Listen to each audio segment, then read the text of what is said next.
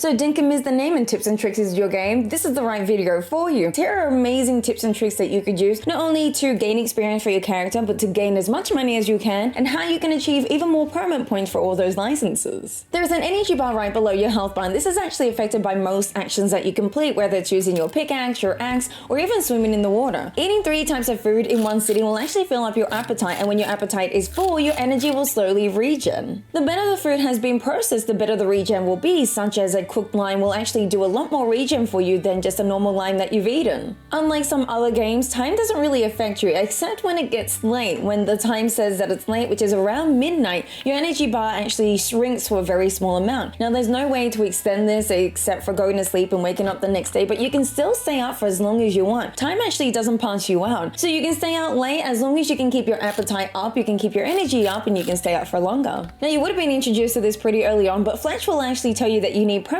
points to purchase licenses. There's actually actions that you can't complete until you get a license. The best way to do this is by completing every daily that you can. Some of these are easy to complete, whilst others take a little while longer to complete, but it is a good idea to complete these in the morning, so then you can use the rest of your day to do other things and other missions for people. Be sure to unlock the basic licenses as early as you can. The mining, the axing, and even the fishing are very important, not only for your gameplay, but to make you money. Now, if you've roamed around your map, you would have found random rocks with some little colored stones within them, and these are actually ores that you'll be using in your gameplay. The bronze looking ones are actually copper, the gray ones are tin, and any kind of light blue shining ones are iron ore. You'll also be able to find quartz, I can say this correctly, which is like a clearer stone than the rest of them. Quartz can be commonly found within the desert, whilst the others are more likely to be found when you're roaming around. You'll need 5 ore and a furnace, whether it's a crude furnace that you can build yourself or one that's been purchased from John's store. However, the furnace that you can buy from John's store can also process iron ore and the other two, which is copper and tin, whereas the crude furnace only does copper and tin. And obviously the one you purchase from John actually works a little bit quicker, which is better for production. Now, iron ore is one of the most requested ore by anyone that's been playing this game. How do I find more? Is there a more consistent way of getting it? And do I have to get the mines so that I can get my hands on ore? This is a yes and no kind of question.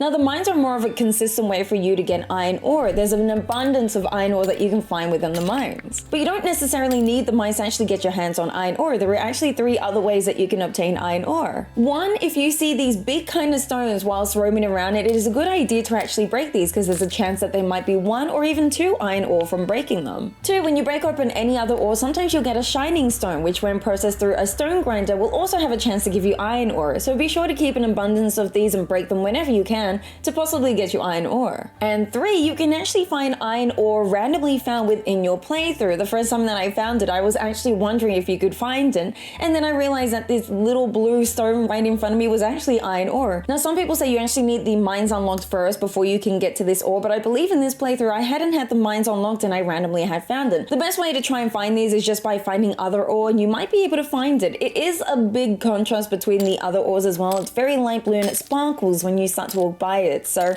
be sure to have a look out for it. Whilst on your adventure roaming around, you would have found random fruit, and if you're just like me and anyone that's farming, you would have harvested these and maybe used them for yourself for health or energy, or just to store them away. A really good tip is to actually plant these. There is no limit to how many you can place down, but you can use the Q key to drop down a fruit into a hole, and when you cover it with dirt, give it a few days and it will start to produce you a tree, which will also start producing you fruit. Now, if you've just gotten a light bulb from that, you should have, because you can plant as many trees as you want right next to your farm, and cooking these fruit is actually a really good way of making money. If you're not sure an item can actually be replanted so it can regrow, you can actually hover your mouse on top of an item, and if it says bury, you can actually bury that item, wait a few days, and allow it to grow. No watering needed. Early game, a really good way of making money is fruits, like I mentioned, especially if you cook them, but also fishing. Essentially, the number 1 way of fishing is just waiting for the fish to be caught on your bait. And then once they do, you can just quickly tap your left click to bring them in. Even if they pull against you, if you're quick enough, they actually won't break the line.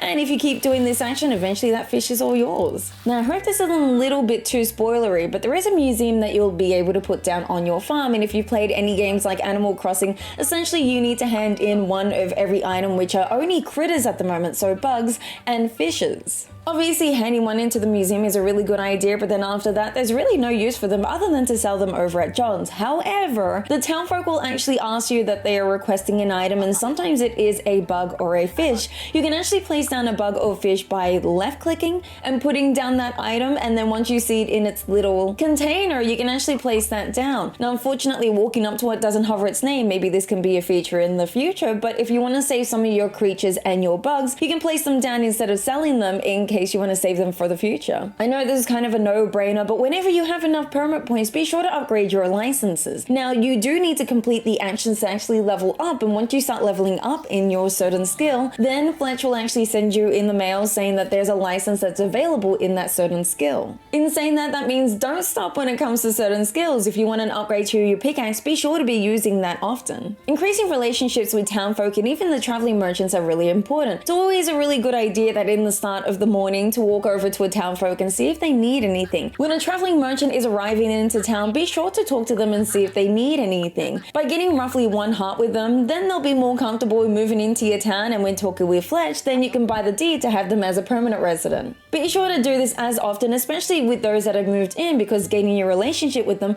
will actually let them help you out with your farm. Trapping is a really interesting mechanism that they added into this game, and I actually had a lot of fun using it. Not many people mention it that this is actually a really good way of making money. I would say get the trapping license as early as possible. There are some creatures that actually sell for a few $1,000s, and especially early game, it's going to be super useful.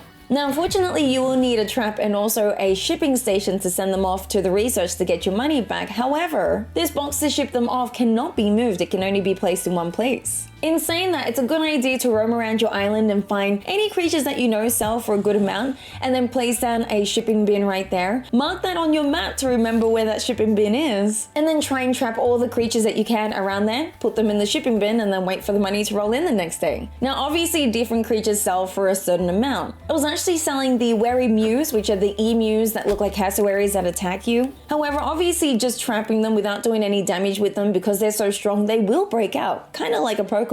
So a really good tip is to try and hit them until they're about 1 hit away from death, and then trap them. In doing so, they'll never break out of your trap, and if your shipping bin is all the way back home, you can take them back home if you like to. A really good tip as well is to try and get a wheelbarrow as early as possible and place these trap creatures on top of the wheelbarrow and wheel that back home so you can take it back to the shipping bin. You can put as many as you want on top of the wheelbarrow as long as there's space on the wheelbarrow to carry them over. Any item that can be carried over your character's head won't be put in your inventory, so you will need to carry it to and from certain areas. Now, let's say, for example, you're metal detecting, you find yourself an amber. Now, this doesn't go into your inventory and you'll have to carry it over your head. However, if John's permanent store has been placed down, you can head into the store and there should be a scale right in front of his registers. You can actually place down the amber onto this and he'll weigh it. And depending on how heavy the amber is going to be dependent on how much money you make. You can put a variety of things that you can carry over your head onto the scale, including that amber, any beehives that you might find roaming around, and even your rubies that you might find in the mines. These are actually really good ways of making money. But back on the trapped animals, wary mews are really good ways of making money, and also crocodiles as well, as they make nearly 10,000 gold per animal that you ship. A really good tip as well, if you do have the mines unlocked, there are the mushroom spore crocodiles that you can find in there. They can actually be trapped as well, but I won't tell you how much they sell for. If you find any shiny discs, please do not sell these as much as you can. There's actually a traveling merchant called Franklin, and he will sell each of these discs for 8,800 gold. Not only does it sell for a lot of gold, but actually handing in these shiny discs will actually unlock some items that you can purchase from him. Now, these are kind of mid to late game items, but these are super useful items that kind of replace your tools and improve your productivity on your farm. For example, there is a charging station that you can purchase from him for 70,000 gold. Now, to beginners, this doesn't really have any use. But there are electronic tools that you can actually use to replace the tools that you currently have, and you can actually charge these instead of having to repair them or repurchasing them, which kind of saves you money and time over time. Combat is going to be something that you're going to have to learn during this gameplay. There are going to be different kinds of enemies that you'll have to fight. Some are more aggressive than the others, but they do have a fighting pattern that you'll need to recognize if you really want to fight them without taking any damage. Be sure to only attack them whilst they're attacking or by avoiding any of their attacks that they're doing and then hitting them. A really good idea is by working on your combat and then leveling up so then you can get a flaming bat, which is a bat when you attack an enemy will actually do damage over time to them. This is probably probably one of the most OP items that you can have in the game. And not only does it do a lot of damage, but the damage over time actually really helps you out. It allows you to avoid attacks and to run around. And unfortunately, hitting the animal whilst they're burning doesn't reset the burn's timer again. You'll have to wait for the burn to disappear so then you can hit them again and let them burn again. But this is a really good tip for any other weapon that you want to use. You just want to make sure that you're avoiding any attacks, and when you find like a very small time to hit them,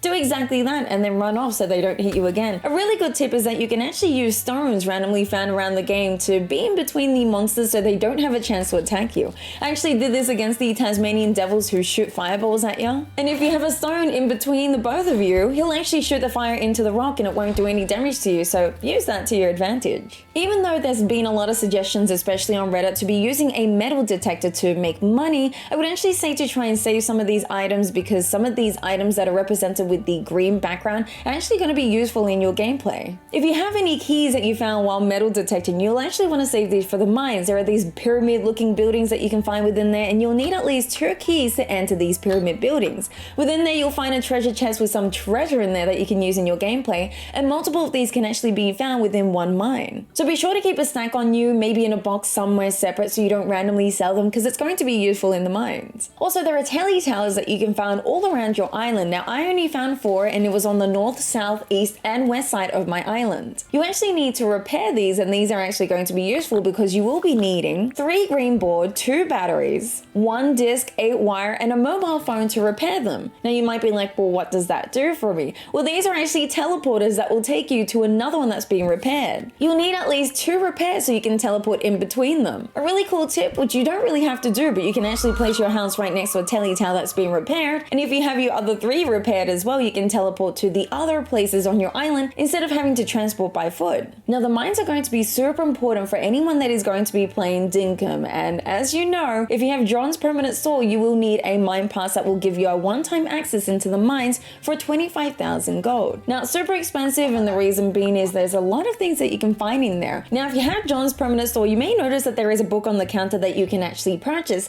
There are actually additional books that you can find within the game, which I won't give too many spoilers for, but you will need to work towards gaining your friendship and gaining your levels in certain skills to get this. Let's just say there's one from Rain, who is the person responsible for seeds so you can farm, and there's also one from Theodore, who's responsible for the museum donations that you hand in. But a quick brief, especially the one that you purchased in John's store, you can actually open up a book and hold it on top of a machine, and the machine will actually tell you what items it will process. Let that just be a little light bulb for you for anyone that enjoys planting and also handing in critters to the museum. Now, there are way more tips that I want to provide, especially with making more money, but that's going to make this video way too long, so let me know what you think. Also, if you want to see more videos, I'll leave them on the screen for you to enjoy. Leave a like to help the video, subscribe if you want to see more, and I'll see you next time. Take care.